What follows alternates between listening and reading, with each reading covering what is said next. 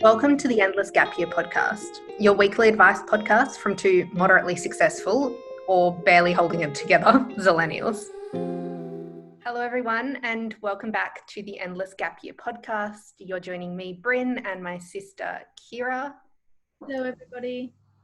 Here we talk about our lives, what we've been up to, and just generally chatting with you, sort of like your honorary sisters, per se. This week, we're going to chat about alternatives to uni because both of us actually have taken sort of diverse paths in life.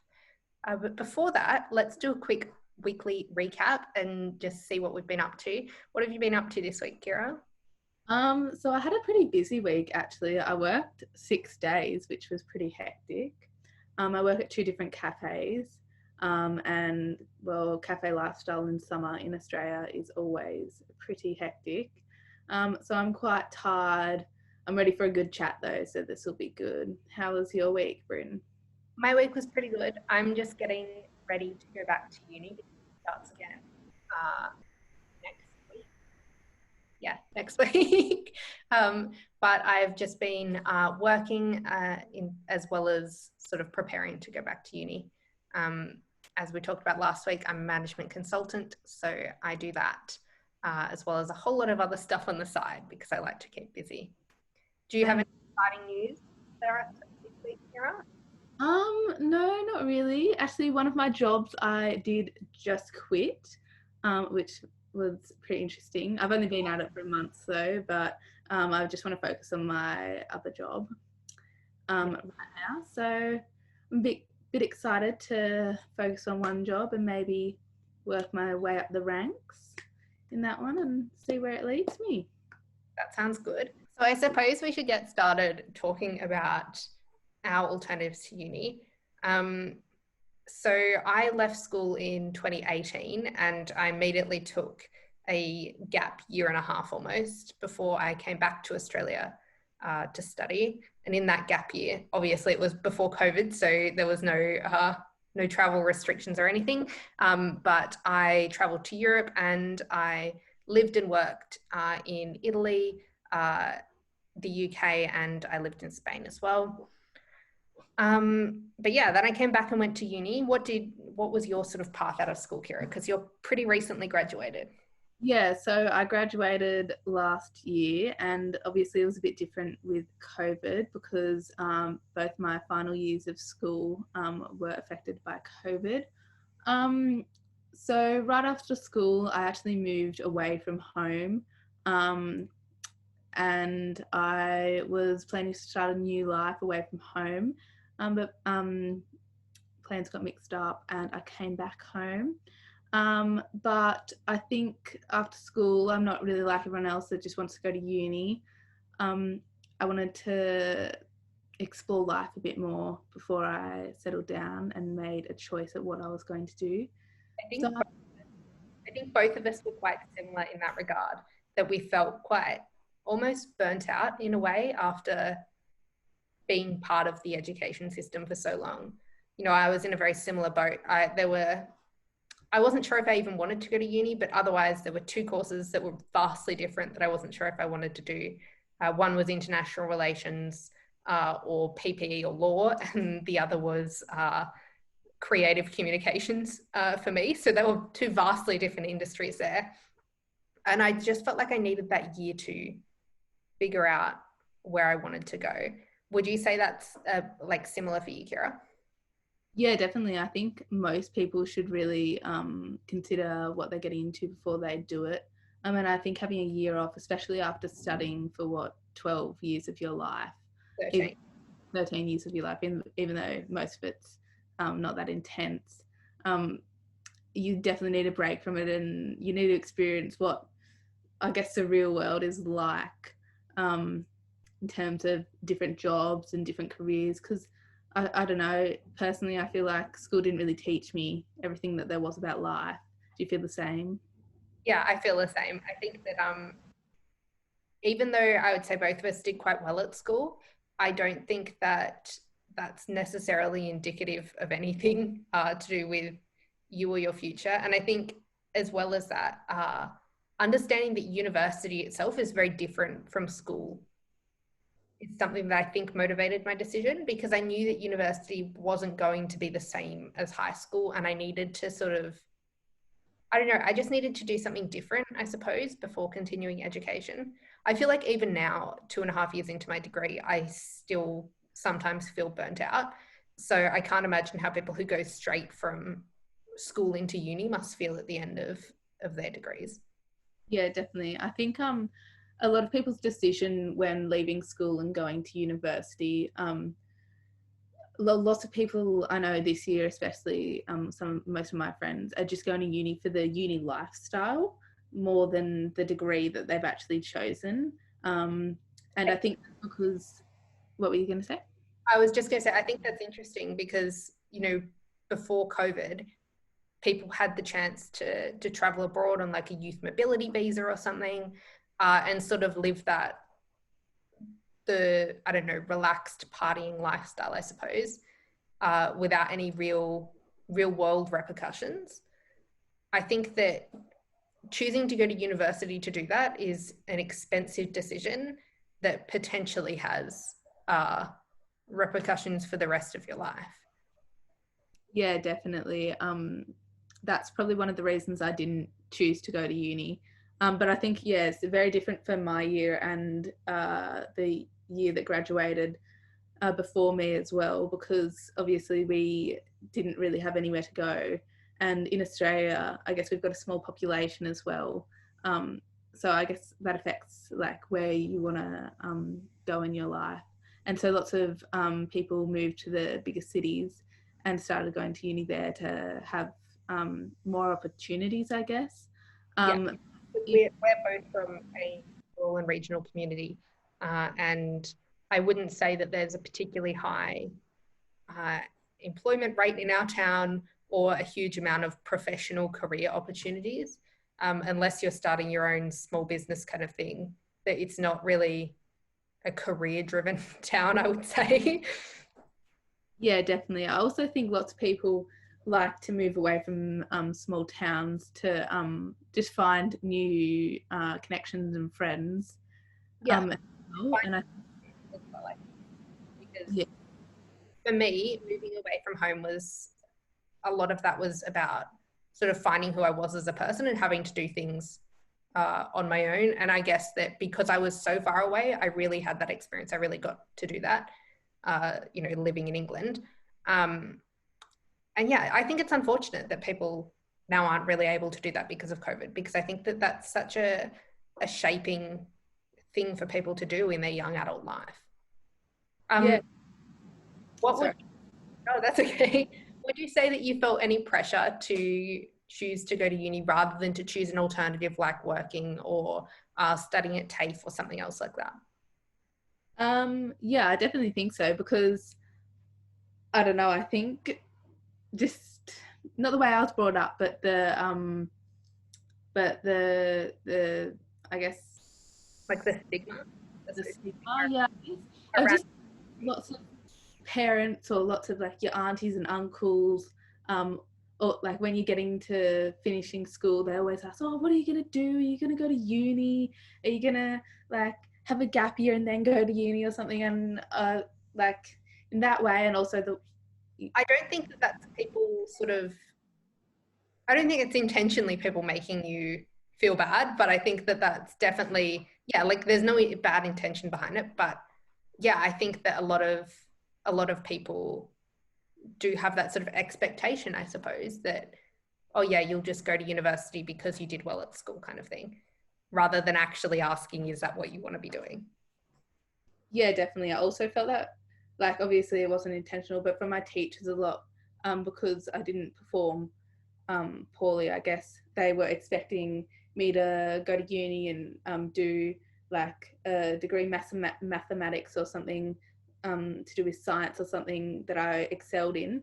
But really, I wasn't passionate about those type of things. And I feel like, especially until you leave school, you don't really know what you're passionate about. You kind of just go down the path that you're good at. And sometimes you do get passionate about those things, but also there's just so many other options that you should explore before you really choose a certain degree if you are going to go to uni. Yeah, I think that's very true. I had the same experience when I left school, and on the last day of school, you go and hand all your textbooks in and everything. I told my teachers, "Oh, I don't know if I'll even go to uni. I think that I might want to become a filmmaker." Um, they were like, "Why wouldn't you go to university?" Like it was just such a foreign concept to them that I wouldn't go to university. And I think in hindsight, I've made the right decision for me to go to university, but I needed that year to come to that decision rather than just sort of jumping into what I thought I wanted to do.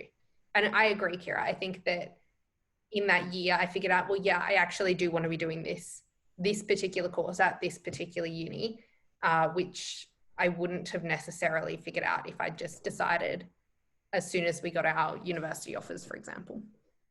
Yeah, I definitely think that's a good thing. Even if, like Brin, you do end up deciding you want to go to uni, and personally, I don't really know yet what I want to do, but I think just taking a year off before you settle down and make important decisions is definitely beneficial if you want to spend the rest of your life as a hippie, or you want to go to uni and have an office job or whatever you want to do.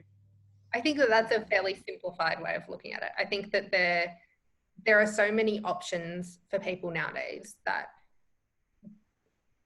approaching it from like this dichotomy of, oh, you're either going to be like a dropout and a bum, or you're going to be this successful person. I think that there's now so much in between those two places that going to uni isn't necessarily the right step for everyone. I think that having a degree is such an expensive undertaking. Even with HECS, like eventually you got to pay the HECS back, right? And at the moment, I have about $20,000 on my HECS. Admittedly, I've only got 3 subjects until my degree is completed, but that's just the cost of a degree, right? And I think that making a decision to do a degree just to do it and just to have one, even if you're not going to use it, like there are so many other things that you can do that cost so much less. Yeah, definitely. I think looking back, well, not really looking back, but looking at all my friends, because currently they're moving to their universities and they're having their O weeks, like in these couple of weeks now. I'm definitely not regretting my decision of not going to uni, because so many people I've met in the workforce have got to their positions in different ways, just like through TAFE courses and through experience, and not necessarily having a degree. And I think, I think although nowadays it's becoming more obvious that you don't need a degree to be successful, I think that people should still really consider not having a degree, but also having a degree. I don't want to deter people from going to university, because I think that fundamentally it's just about doing what's right for you. And what's right for someone else might not necessarily be right for you based on a whole range of factors. But I think that Kyra's right. Like there are lots of alternatives that are far less expensive and also can get you to a very similar place in your life as if you did a degree. Would you say that you feel worried about being left behind though, Kyra? Because I think that there's like talking about that social sort of expectation of, oh, degree equals job and success. Do you feel like without a degree, or without knowing if you'll get one yet, do you get worried about being left behind, I suppose? Yeah, I definitely think so. I think that currently I'm just working at a cafe, so I think although I might have more money than the people at uni right now, that some of them don't have jobs or can't work as many hours as me, I'll have more money now. But in a couple of years, once they've finished their degree and then go off and get really high paying jobs, I think, oh my God, what am I going to do? I'm just going to be left behind with no money. But I think also, thinking about this the other day, there are so many other ways, like just to be successful, not even going to TAFE or something, not even through a career pathway, but just making money these days in different ways. Like, Yeah, I think that we should also that success is not necessarily just monetary. Like success is going to be different for everyone, I think. Oh yeah, I guess so. You, like, you can tie a financial value to success, but not everyone is going to. Oh yeah, definitely. I think most people that are rich anyway, nobody even knows that they're rich. Yeah, I think that true wealth isn't obvious. It's new money wealth that's flaunted. Definitely, and most of the time that's not even wealth. That's just how you spend your money. I guess I never got worried particularly that I was going to be left behind because I was enjoying my gap year and I knew that the things that I learned on my gap year were to me more valuable than what I would have learned in that year at university. I never got worried that I was like being left behind. I thought like I feel like my experience was personally more valuable than going to school at the same time as everyone else because for me, because I've accelerated my degree now, I'll only finish 6 months behind everyone who I was in high school with anyway, if they're doing just a 3-year bachelor's. So it's really like, I don't know, for me, it hasn't had any tangible impact. Like, I've got a full-time job, I've had internships since the start of university. Like, me taking the gap year, I don't think will have any effect on how fast my career progresses. Yeah, I think really it comes back to the confidence you have in yourself and And the individual. yeah, definitely the individual. Because if you're just if you're not insecure about the life you're living, then who gives it a shit? I think that, yeah, I think that that's what it is. It's about being sure that you've made the right decision for you. And yeah, I think that that's pretty much the crux of it. Anyway, I think that we have sort of very broadly discussed our experiences with going to uni and not going to uni. I think that fundamentally what we were trying to say is that even though both of us have taken sort of alternative paths to get where we are, and we're admittedly in very different places, but you know, we're very different ages as well. So there's no, like, of course, we're going to be in different stages of our life.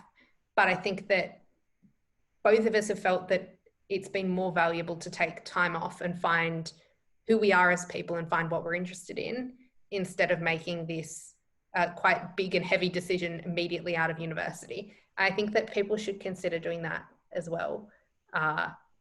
Maybe that's not right for you. Maybe you're one of those people who wants to be going to university straight away, and that's okay too. But yeah, just have a think about all of the different options that you have available, basically. Is there anything else you'd like to add, Kyra? Yeah, I was gonna say, but just personally, this was just back onto the topic. Sorry, I was getting really invested in it. I was just gonna say that I feel like I hate being like everybody else, and seeing everybody go to uni is just making me pushing me further away from going to uni. I just want to. You're doing it to rebel. Yeah, pretty much. No, but I also I love what I'm doing. So yeah, and that's all that matters in the end. I think is that you're happy with your decision. I think that that's the most important thing. Yeah, got to be happy with yourself and what you're doing. Exactly. But yeah, I hope you guys enjoyed this episode of the Endless Gap Year podcast. We look forward to chatting with you next Tuesday as well. Ciao. Bye.